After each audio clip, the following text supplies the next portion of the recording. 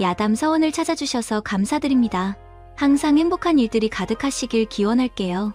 그럼 야담 사원 이야기 지금 시작합니다.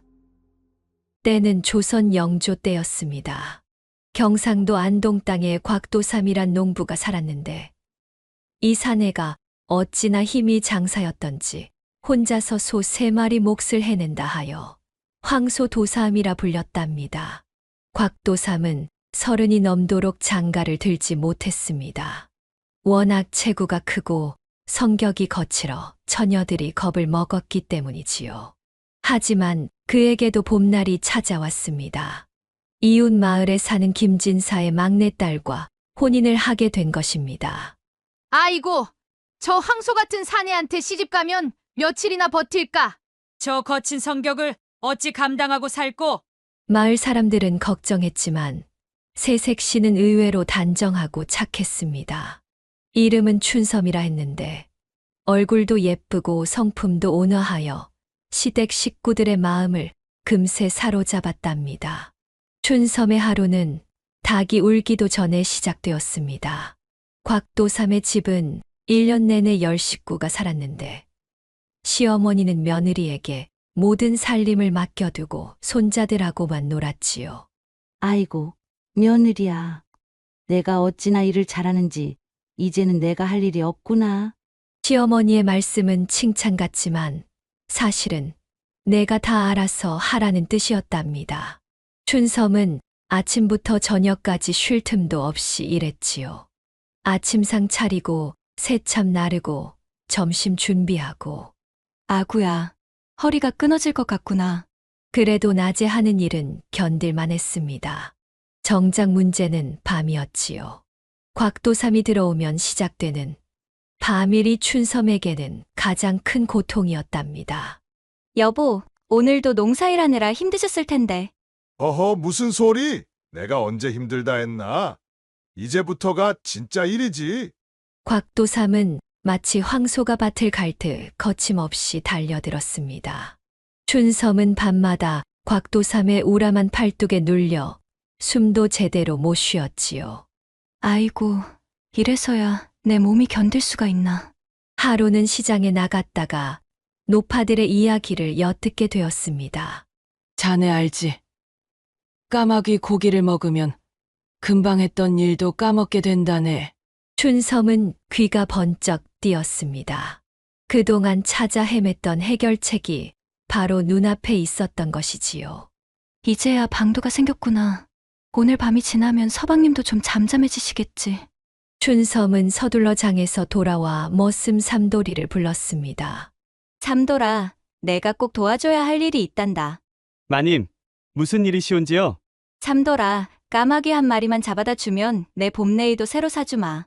춘섬의 말에 삼돌이는 귀가 솔깃했습니다.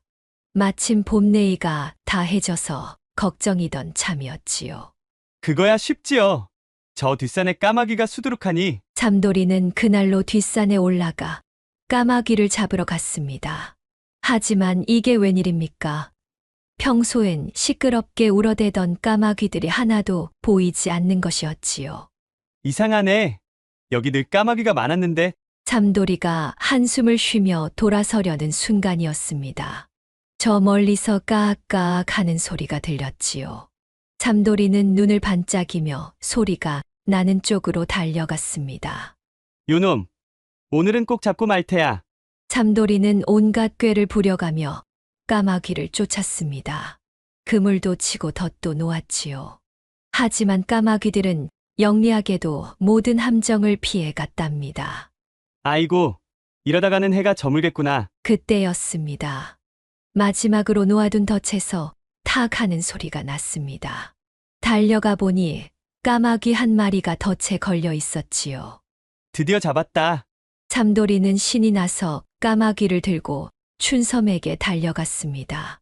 마님, 여기 까마귀 잡아왔습니다. 아이고, 수고했구나. 자, 여기 약속한 봄내에 갑시다. 춘섬은 서둘러 부엌으로 달려갔습니다. 이제 남은 건 까마귀 고기를 맛있게 요리하는 일뿐이었지요. 자, 이제 이 까마귀를 어떻게 요리할까? 춘섬은 고민에 빠졌습니다.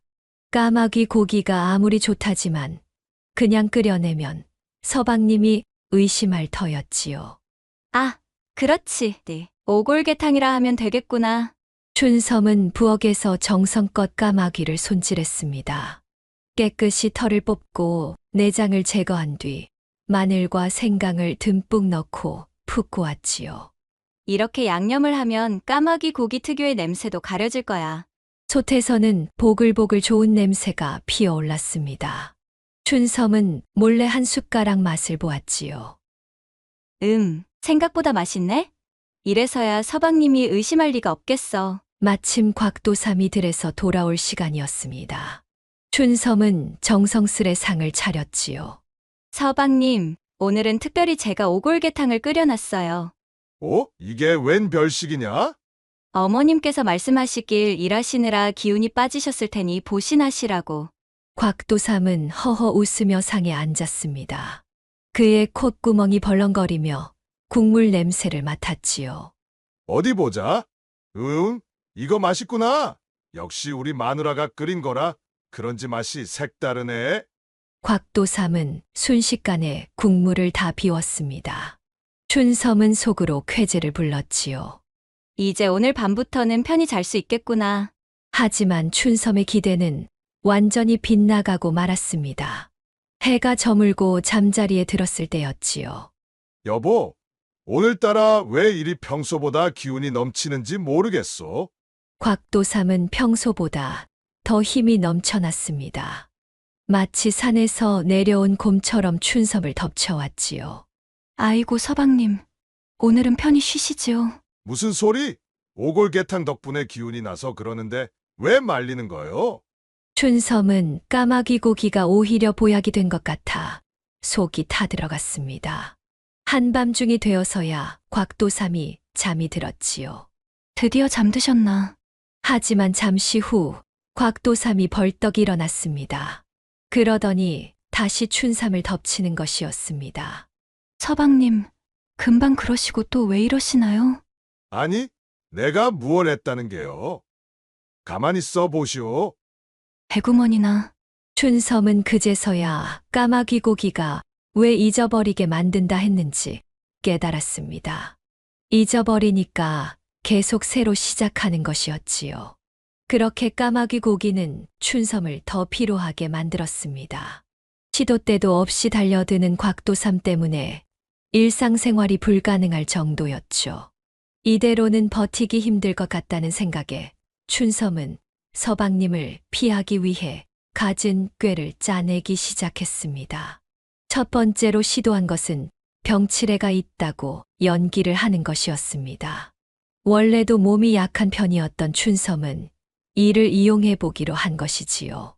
서방님, 오늘은 제가 감기가 들어 몸살이 나서. 아이고, 그럼 내가 덮여줘야겠소. 아니에요. 전 혼자 자다가 땀을 내고 싶어요.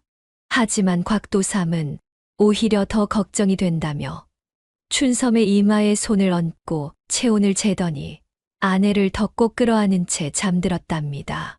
이래야 감기가 빨리 낫지. 다음 날 아침 정말로 땀에 흠뻑 젖어 일어난 춘섬은 그제서야 깨달았습니다. 아이고, 이러다가는 진짜 병이 들겠구나.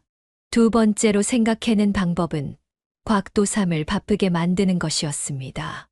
원래 일벌레였던 곽도삼이 피곤에 지쳐 쓰러지게 만들면 되지 않을까 싶었던 거지요.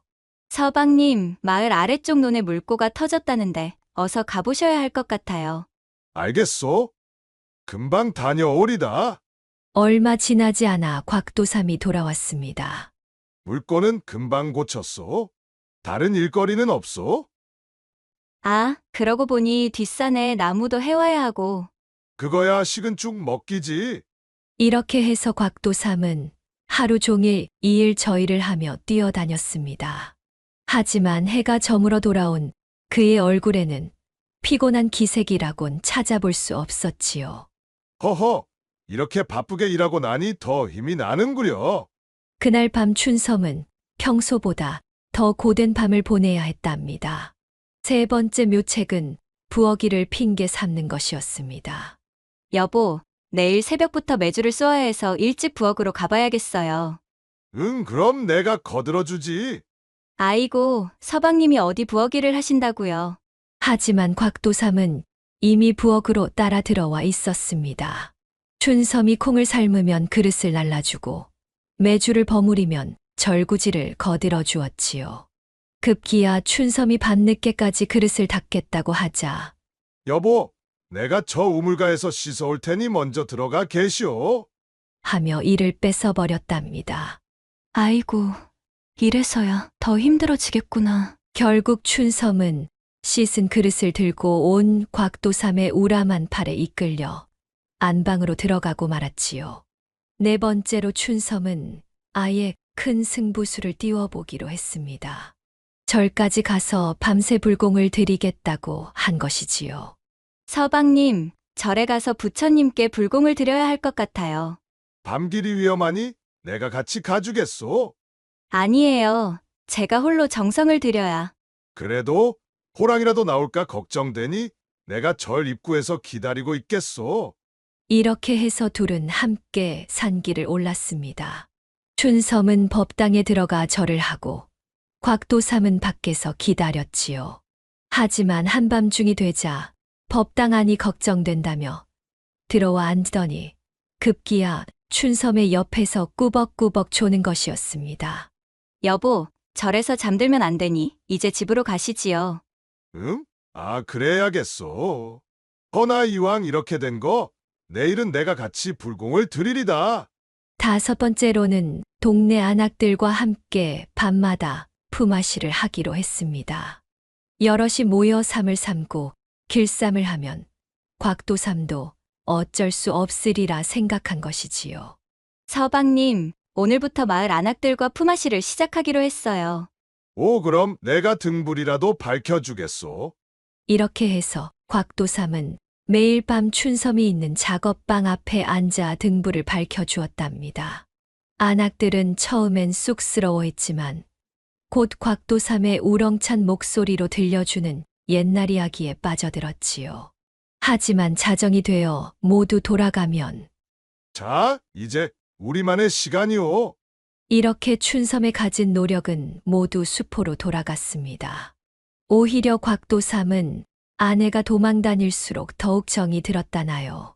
하루는 마을 노인들이 곽도삼을 불러 말했답니다. 자네가 너무 과하면 집안이 망하는 법이여. 아무리 힘이 좋다고 해도 아내를 그리 굴리면 되겠나? 예, 알겠습니다. 앞으로는 자제하겠습니다. 하고 대답은 했지만 그날도 곽도삼은 춘섬의 뒤를 졸졸 따라다녔지요. 마을 안악들은 이런 춘섬을 보며 한숨 섞인 웃음을 지었답니다. 우리 영감들은 그나마 힘이라도 약해서 다행이여. 그려 힘센 것도 팔자의 한 짐이란 말이 저리 보니 실감나네. 어느 날 곽도삼은 들이를 마치고 산길을 걷다가 우연히 신기한 산삼 한 뿌리를 발견했습니다. 그 산삼은 뿌리가 마치 사람 형상을 하고 있었고 금빛으로 반짝이는 것이 범상치 않아 보였습니다. 곽도삼은 눈을 번쩍이며 중얼거렸습니다. 이런 산삼은 100년에 한 번 나올까 말까 하다는데 이걸 먹으면 내가 더 강해질 수 있겠구나. 그는 산삼을 품에 안고 집으로 돌아왔습니다. 춘섬이 반갑게 그를 맞이하며 물었습니다. 여보, 오늘은 또 무슨 보물을 가져오셨나요? 곽도삼은 산삼을 보여주며 자랑스럽게 말했습니다. 이것 보시오. 이건 하늘이 내려준 산삼이라오.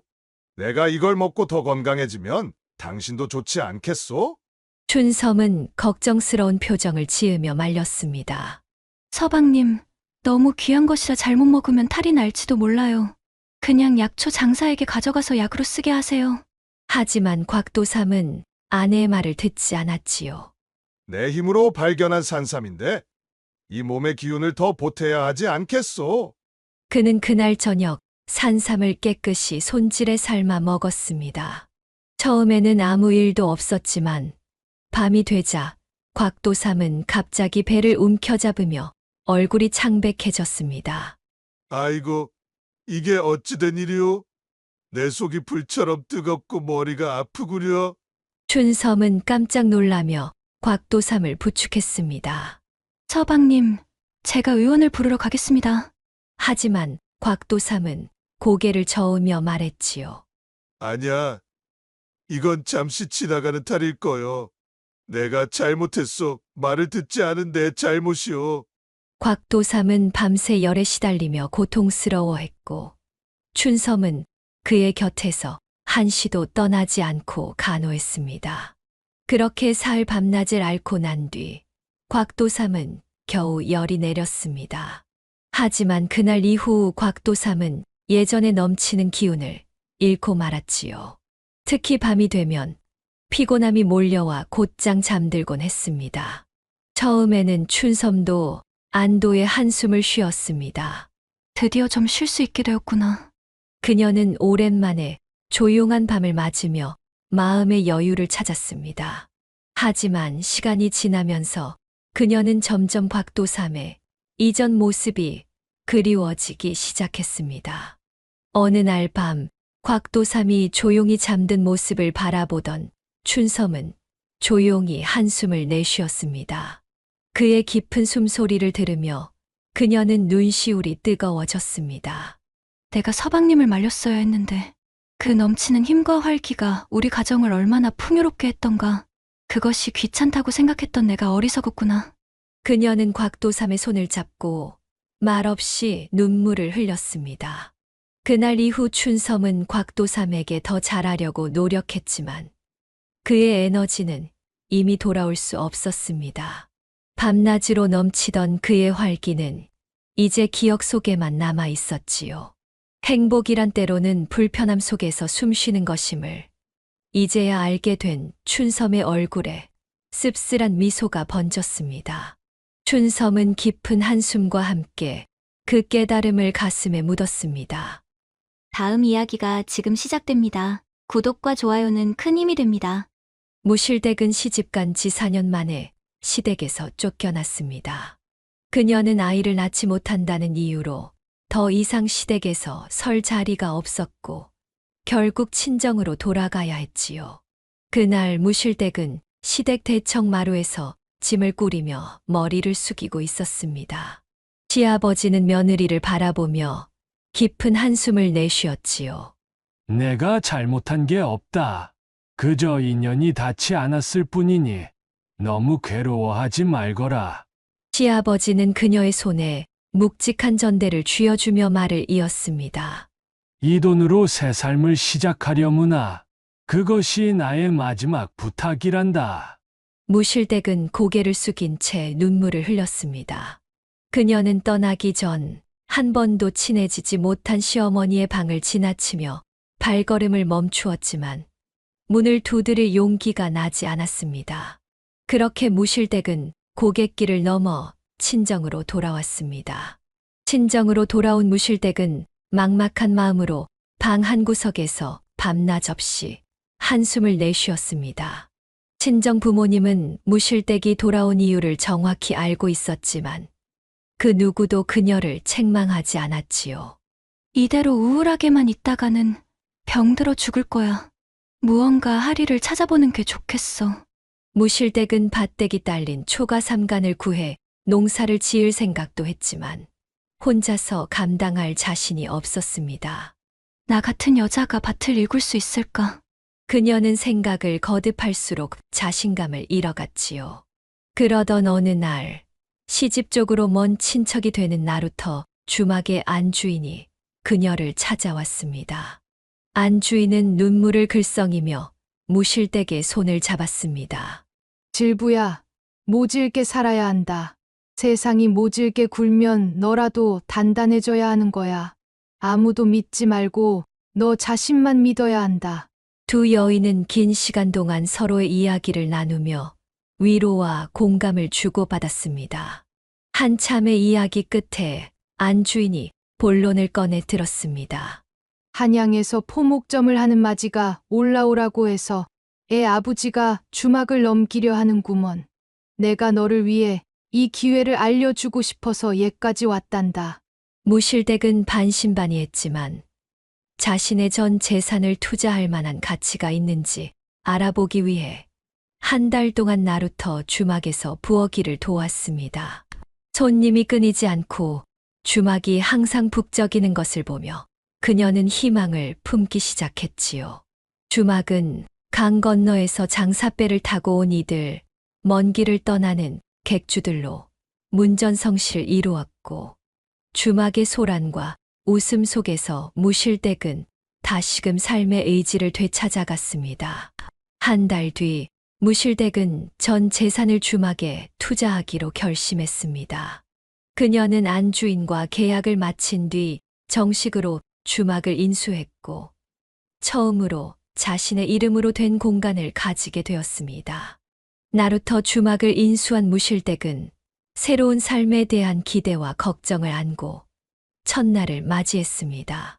주막 안은 오래된 나무 기둥에서 풍기는 나프탈렌 냄새와 벽에 걸린 퇴색된 붉은 천으로 꾸며져 있었고, 오래된 호롱불은 주인의 부재를 알려주듯 어둑어둑한 빛만을 남기고 있었지요. 그녀는 하루라도 빨리 이곳을 손님들로 가득 채워야겠다는 의지로 작은 빗자루를 들어 먼지를 털어내기 시작했습니다. 첫날부터 일은 쉬운 게 하나도 없었습니다. 새로 사들인 주막은 벽 곳곳이 무너져가고 있었고, 부엌의 화로는 제대로 작동하지 않아 연기가 자욱하게 피어올랐습니다. 그녀는 손수 연기를 뚫고 그을음에 범벅이 된 손으로 화로를 고쳤지요. 모질게 살아야 한다. 친척 안주인의 말이 머릿속을 맴돌았습니다. 그녀는 이를 악물고 새벽까지 땀을 흘리며 주막을 정돈했습니다. 드디어 나루터 주막의 첫 손님이 찾아왔습니다. 그는 강 건너에서 물건을 팔러 온 객주였고, 무실댁은 그를 반갑게 맞이했지요. 어서 오세요. 간 길이 험했을 텐데 따뜻한 국밥 한 그릇 어떠세요? 무실댁의 상냥한 말투와 정성 어린 태도는 금세 손님의 마음을 사로잡았고, 손님은 길에서 지친 몸을 녹이며 주막을 칭찬했습니다. 이 주막은 참 포근하군요. 주모님 솜씨가 좋으십니다. 그 칭찬에 무실댁은 비로소 미소를 지으며 대답했습니다. 앞으로도 종종 찾아주신다면 제가 더욱 잘 대접하겠습니다. 그날 저녁 주막에는 또 다른 손님 2명이 찾아왔습니다. 상인과 일꾼으로 보이는 이들은 고단한 표정으로 자리를 잡았지요. 무실댁은 재빨리 음식을 준비하며 손님들에게 정성껏 대접했습니다. 그들은 음식 맛에 감탄하며 서로 농담을 주고받았고, 주막 안은 금세 웃음소리로 가득 찼습니다. 손님들이 떠난 뒤 그녀는 홀로 빈 주막을 정리하며 마음속 깊이 자신감을 느꼈지요. 이제 내가 다시 설 수 있겠구나. 무실댁은 매일 아침 일찍 일어나 부엌을 정리하고 주막 안팎을 청소하며 하루를 시작했습니다. 강가에 물 한 개가 피어오를 무렵 그녀는 새로 지은 요리를 준비하고 멀리서 들려오는 나룻배 소리에 귀를 기울였습니다. 이 모든 것은 그녀의 새로운 일상이 되었고, 손님을 맞이하는 시간이 그녀에게는 생계를 넘어 삶의 활력을 불어넣는 순간이 되었답니다. 그녀는 드디어 자신의 노력으로 새로운 삶을 일구기 시작한 것이었지요. 주막을 운영한 지 한 달이 지난 어느 날, 강 건너에서 들려오는 소리가 무실댁의 귀를 잡아 끌었습니다. 나룻배를 타고 오가는 사람들이 소곤소곤 대화하는 것이었지요. 저 강 건너에 새 주막을 짓고 있대. 새 주막 주인이 여기를 운영하다 한양으로 떠난다던 전 주인이라던데. 무실댁은 강 건너를 바라보며 이상한 낌새를 느꼈지요. 며칠 뒤 그녀는 목수들이 강 건너편에서 집을 짓는 모습을 보게 되었습니다. 그곳은 바로 전에 주막을 넘긴 친척 부부가 새로 건물을 올리고 있는 곳이었습니다. 무실댁의 가슴이 철렁 내려앉았지요. 그들이 나를 속였구나. 그날 밤 무실댁은 나룻배를 타고 강을 건넜습니다.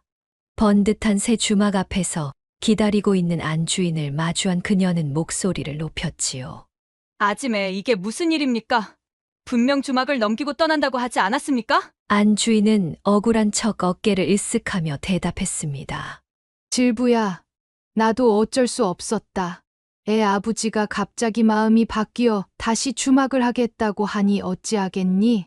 무실댁은 치를 떨며 주먹을 꽉 쥐었습니다. 그러나 당장 어떻게 할 방법이 없었지요. 그녀는 이를 악물고 돌아왔습니다. 번듯한 새 주막이 문을 열자 무실댁의 낡은 주막에 들던 손님들의 발길이 뚝 끊겨 버리고 말았지요. 어두운 밤이면 주막 안은 적막했습니다. 무실댁은 텅 빈 객방들을 바라보며 한숨을 내쉬었습니다. 어떻게 다시 이 상황을 바꿀 수 있단 말인가? 그녀는 술잔을 기울이며 매일같이 고민했지만 쉽게 답을 찾을 수 없었습니다. 그러나 어느 날 강 건너 새 주막으로 가려던 손님이 나룻배가 끊겨 어쩔 수 없이 무실댁의 주막에 머물게 되었습니다. 손님은 낡은 주막에 실망한 듯 어깨를 으쓱했지만 무실댁은 정성껏 저녁상을 차려 내놓았지요. 그리고 그녀는 머릿속으로 무언가를 결심한 듯 단호한 눈빛을 띄었습니다. 무실댁은 손님에게 정성껏 저녁상을 차려 내놓은 뒤 막걸리 한 사발을 소반에 받쳐 들고 객방으로 들어갔습니다. 그녀는 손님 앞에 조용히 앉아 부드러운 미소를 지으며 말을 건넸습니다. 손님, 간길이 험하셨죠? 제가 준비한 막걸리로 오늘 하루의 피로를 풀어보세요. 손님은 고마운 마음으로 막걸리를 들이켰습니다. 길이 멀고 피곤하셨을 텐데 제가 조금이라도 도움이 되고 싶습니다. 무실댁은 막걸리 한 사발을 들이킨 손님을 눕히고 다리를 주무르기 시작했습니다. 비록 시집에서 쫓겨나오기는 했지만 아직도 22살 탱탱한 주모가 다리 안마를 해주니 어느새 손님은 기분이 좋아져 입을 해벌렸지요. 이 특별한 서비스에 입소문을 타고 손님들이 찾아오기 시작했지요. 가지껏 기왕 버린 몸에 아이도 못 낳는 몸. 무실댁은 짓궂은 손님에게는 치마를 벗는 것도 서슴지 않았지요. 소문은 점차 퍼져나갔습니다. 손님들은 그녀의 주막을 찾기 위해 먼 길도 마다하지 않았습니다. 때로는 객방 6개가 모두 차 손님이 몰릴 때도 있었지만 무실댁은 지친 기색 없이 이들을 정성껏 맞았습니다. 그녀의 손길과 따뜻한 환대는 손님들에게 오래도록 기억될 특별한 경험이 되었지요. 강 건너 새 주막의 안주인은 무실댁 주막의 소문을 진작에 들었고 분노를 참지 못했습니다. 그녀는 손님을 모두 빼앗긴 현실에 심술이 부글부글 끓어올랐지요. 저 계집애가 뭐라고 저런 소리를 듣는 거야? 내가 하면 훨씬 더 잘할 수 있어. 안주인은 팔짱을 끼고 더 이상 참고만 있을 수 없었지요. 40대 초반에 허리통이 뒤룩뒤룩해진 그녀는 무실댁을 따라하기 위해 거울 앞에 앉아 분을 바르며 화장을 시작했습니다. 간만에 꾸미니 아직 20대처럼 보이는구만. 안 넘어갈 사내 놈이 없겠어. 그녀는 스스로를 다독이며 손님방으로 들어갔습니다. 방 안에는 술을 마시고 있던 남정네가 앉아 있었고 그녀는 능청스러운 미소를 지으며 다가갔습니다. 손님, 먼 길 오시느라 피곤하시죠? 제가 다리 좀 주물러 드릴게요. 안주인은 손님의 옆에 앉아 그의 다리를 주무르기 시작했습니다. 그녀의 손길이 투박했지만 술 기운이 오른 손님은 대수롭지 않게 받아들였지요. 하지만 곧 분위기가 이상하게 흘러갔습니다. 손님 아래가 불끈 솟아오르자 안주인은 얼굴이 달아오르며 갑자기 치마를 걷어 올렸지요. 에라 모르겠다. 나도 한번 해보자. 그러나 무실댁과 아지매의 가장 큰 차이점은 무실댁에게는 남편이 없었지만 아지매에게는 엄연히 성질 급한 남편이 있다는 점이었습니다. 안주인의 남편은 방 안에서 벌어진 일을 금방 알아차리고는 분노에 차 방으로 들어왔습니다. 이게 무슨 꼴이냐? 서방이 있는 여편네가 어디 몸을 함부로 굴린단 말이냐? 남편은 안 주인을 발로 차며 대판 싸움을 벌이기 시작했습니다. 싸움은 점점 격해졌고 안 주인은 홧김에 들고 있던 호롱불을 떨어뜨리고 말았습니다. 바람 부는 겨울밤, 호롱불에서 시작된 불길은 순식간에 새 주막 전체로 번져갔지요. 새 주막은 그날 밤 잿더미가 되고 말았습니다. 안 주인은 넘어지는 바람에 얼굴에 심각한 화상을 입었고 흉측한 몰골로 더 이상 손님을 맞을 수 없는 처지가 되었습니다. 그녀는 조용히 마을을 떠났고 새 주막의 자리는 폐허로 남았지요. 마을 사람들은 고개를 끄덕이며 수군거렸지요. 지나친 욕심은 화를 부르는 법이지. 자신의 위치를 알고 겸손했더라면 이런 비극은 없었을 텐데. 사람들은 계속 무실되게 주막을 찾았고 그녀는 오랜 시간 마을에서 사랑받는 주모로 남았답니다. 다음 이야기가 지금 시작됩니다. 구독과 좋아요는 큰 힘이 됩니다. 때는 조선 숙종 때였습니다. 경상도 안동 땅에 조만득이란 참봉이 살았는데 이 양반이 어찌나 재물을 모았던지 그의 재산이 천석에 이를 정도였답니다.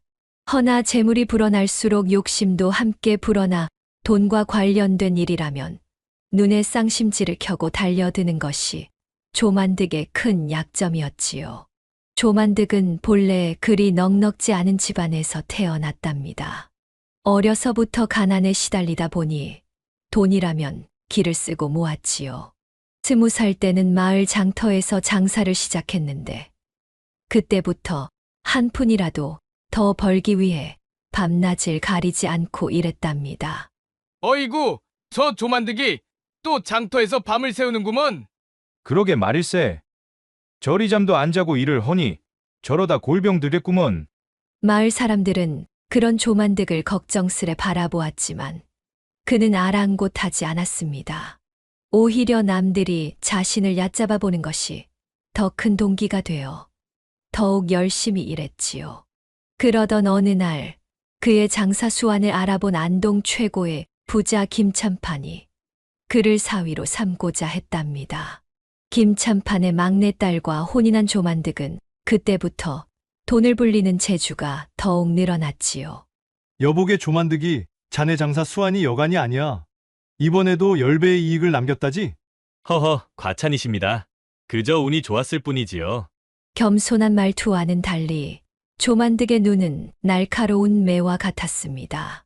좋은 물건을 보면 발 빠르게 사들이고 이익이 날 만한 때를 기다렸다가 비싸게 팔아치웠지요. 그렇게 20년이 흘러 조만득은 안동에서 손꼽히는 부자가 되었습니다. 장사로 번 돈으로 토지를 사들였고 마침내 참봉 자리까지 얻게 되었지요. 하지만 부자가 될수록 그의 욕심은 더욱 커져만 갔답니다. 여보시오 임자. 이번에 들어온 장리쌀의 이자가 너무 적소이다. 다음부턴 2배로 받도록 하시오. 영감. 그래도 가난한 소작인들이 먹고 살기도 힘들다 하는데. 제 것 못 지키는 자에겐 자비가 독이 되는 법이오. 아내의 만류에도 조만득은 냉정했습니다. 돈을 버는 일이라면 친족도 가리지 않았지요. 심지어 자기 동생이 빌린 돈을 갚지 못하자 관과에 고발하기까지 했답니다. 그런 조만득에게 한 가지 자랑거리가 있었으니 바로 손자 인성이었습니다. 인성이는 어려서부터 총명하여 서당에서도 으뜸이었고 할아버지의 욕심 많은 성정을 걱정하며 자주 충고를 했지요. 할아버님, 돈만이 전부는 아니옵니다. 명심보감에도 이르기를 재물을 모으는 것보다 덕을 쌓는 것이 더 중요하다 하였사옵니다. 허허, 이놈 제법이구나. 하지만 세상은 내가 생각하는 것처럼 단순하지 않단다. 그러던 어느 해 겨울이었습니다. 눈보라가 휘몰아치던 그날 한 낯선 선비가 조참봉의 대문을 두드렸습니다. 젊은 나이에 수염이 희끗한 그 선비는 박도섭이라 했는데 초라한 차림새와 달리 풍채가 당당했답니다. 이 박도섭이란 자는 실은 경상도 일대에서 악명 높은 사기꾼이었습니다. 어려서 과거 공부를 하다 낙방한 뒤로 전국을 떠돌며 돈 많은 양반들을 속여 재물을 뜯어내는 것이 그의 생업이었지요. 이번엔 큰 물고기를 낚아볼까? 조참봉이 욕심 많기로 소문이 자자하니 내 이번에는 제대로 한 판 벌여야겠군. 박도섭은 며칠 전부터 조참봉 댁을 살펴보며 치밀한 계획을 세웠습니다. 마을 사람들에게서 조참봉의 성정을 듣고 그의 약점을 정확히 파악했지요. 소인은 옹천에서 온 박도섭이라 하옵니다. 아버지께서 억울한 옥살이를 하고 계시어. 박도섭의 이야기는 마치 잘 짜인 연극과 같았습니다. 때론 눈물을 보이고 때론 분노를 보이며 조참봉의 마음을 교묘히 흔들었지요. 그리고 마침내 보따리 속 금부처를 꺼내들었습니다. 이는 저희 가문의 가보로서 신라 진평왕께서 하사하신 금부초이옵니다. 500냥만 빌려주시면. 조참봉의 눈이 번쩍 빛났습니다. 금부처는 한치의 흠도 없이 찬란히 빛났고 그 무게감도 진짜처럼 느껴졌지요. 게다가 500냥에 대한 이자까지 약속하니 이보다 더 좋은 거래가 어디 있겠습니까? 500냥이라. 그리 큰 돈도 아니니 내어줄 수야 있겠소만. 조만득은 괜스레 콧방귀를 뀌며 시치미를 떼었습니다. 하지만 속으로는 이미 돈을 내어줄 생각을 굳혔지요. 금부처의 값어치가 500냥의 10배는 될 터였으니 이자까지 받는다면 이보다 더 좋은 장사가 없다고 생각했답니다. 자, 여기 500냥이요. 정월 금음날까지 이자 100냥을 더해 갚지 않으면 이 금부처는 내 것이 되는 걸로 알고 있겠소. 그러하옵니다. 그때까지 못 갚으면 이 금부초는 영영 나으리의 것이 되옵니다. 박도섭은 돈을 받아들자마자 황급히 자리를 떴습니다. 마치 진짜로 급한 일이 있는 양 눈물까지 글썽이며 절을 하고 떠났지요. 그날부터 조만득의 일상은 180도 바뀌었답니다. 매일 아침 금부처를 닫고 문을 열어주는 것으로 하루를 시작했고 틈만 나면 친구들을 불러 자랑했지요. 이보게들, 이리 와서 보시게. 이게 바로 신라 진평왕께서 하사하신 금부처일세. 값으로 치면 5천냥은 될 걸세. 허허, 자네 이번엔 대박을 터뜨렸구먼. 정월 금음날이 지나면 아예 자네 것이 되는 거고? 그렇다네. 그놈이 돈을 못 갚으면 이건 온전히 내 것이 되는 거지. 하지만 조만득의 기쁨도 잠시 서당에서 공부하던 손자 인성이가 이상한 점을 발견했습니다. 평소 역사와 문물에 관심이 많았던 인성은 할아버지의 자랑 이야기를 듣자마자 의심이 들었지요. 할아버님, 이상하옵니다. 신라 진평왕 때는 이런 양식의 불상을 만들지 않았다 하옵니다. 게다가 인성은 조심스레 금부처를 살폈습니다. 그러더니 손톱으로 살짝 긁어보았지요. 금빛 도금 밑으로 시커먼 쇳빛이 드러났습니다. 이건 순금이 아닌 것 같사옵니다. 겉만 금으로 도금한 것으로 보이옵니다. 뭐라고? 조만득은 그 자리에서 그만 눈앞이 캄캄해졌습니다. 500냥이나 되는 거금을 날린 것도 서러운데 친구들에게 자랑했던 일이 떠올라 얼굴이 화끈거렸지요. 아이고, 이를 어쩌면 좋단 말이냐. 네, 이놈의 욕심 때문에. 조만득은 자리에 드러누워 식음을 전폐했습니다. 사람들의 비웃음 소리가 벌써부터 귓가에 들리는 것만 같았지요. 이때 손자 인성이가 묘책을 내놓았습니다. 어린 나이였지만 책을 많이 읽어 지혜가 남달랐지요. 할아버님, 이대로 주저앉아 계실 순 없사옵니다. 제게 좋은 생각이 있습니다. 그게 무슨 생각이냐? 차라리 도둑 맞았다고 하시는 게 어떠신지요? 할아버지께서 금부처를 자랑하신 덕에 그 가치를 모두가 알고 있으니 도둑이 들어 훔쳐갔다 하면 누구나 믿을 것이옵니다. 조만득은 손자의 말에 눈이 번쩍 띄었습니다. 그도 그럴 것이 워낙 귀한 보물이라 소문이 났으니 도둑 맞았다 해도 이상할 게 없었지요. 허나 그놈이 정월 금음날 돈을 갚으러 오면 어찌한단 말이냐? 그때가 되면 저 금부처로 그자의 정체를 밝히면 될 것이옵니다. 가짜 금부처로 사기를 친 자가 무슨 말을 할 수 있겠습니까? 조만득은 손자의 지혜에 감탄했습니다. 그리고 그날 밤 인성의 계획대로 일을 꾸몄지요. 먼저 인성이가 자신과 할아버지를 밧줄로 묶었습니다. 도둑이야! 도둑이 들었다! 한밤중에 울리는 비명 소리에 하인들이 달려왔습니다. 마당에는 조만득과 손자가 밧줄에 묶인 채 누워 있었고 금부처가 있던 자리는 텅 비어 있었지요.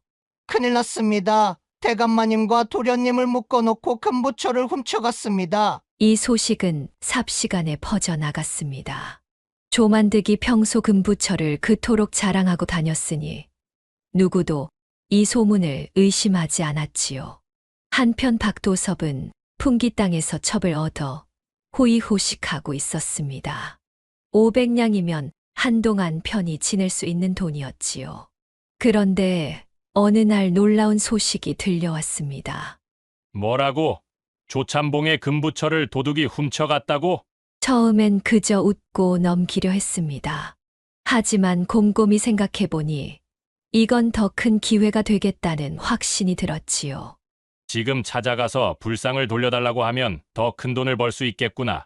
박도섭은 더 큰 한탕을 꿈꾸며 조만득의 집을 찾아가 보기로 결심했지요.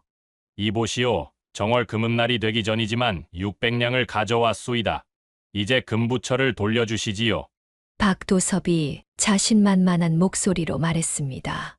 아이고, 이를 어찌하면 좋단 말인가. 며칠 전 도둑이 들어 금부처를 도둑맞고 말았네. 조만득은 한숨을 푹푹 쉬며 괴로운 표정을 지었습니다. 연기를 하는 것이었지만 500냥을 날린 생각을 하니 자연스레 한숨이 나왔지요. 도둑 맞았다고? 아니 이걸 어쩐단 말이오?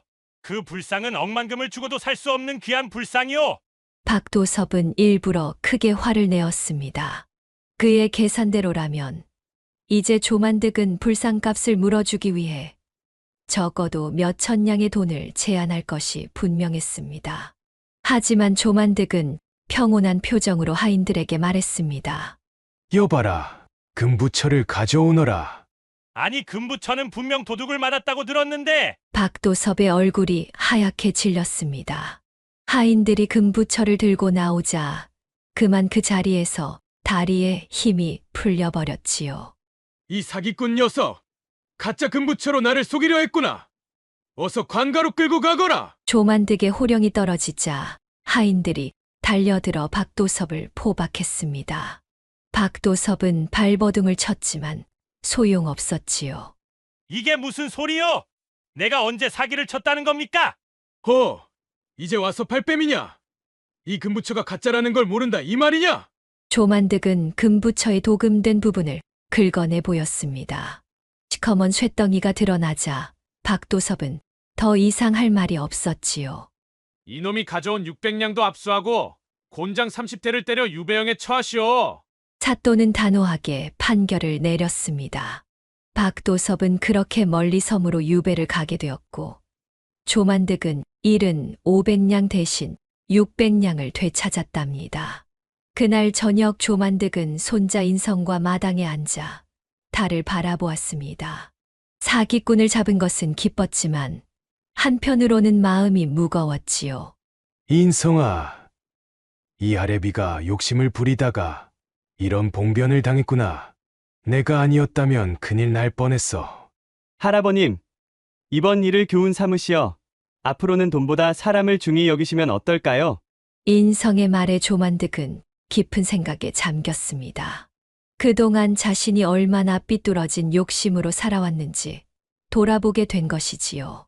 그래, 내 말이 옳다. 이제부터는 욕심을 덜고 정직하게 살아야겠구나.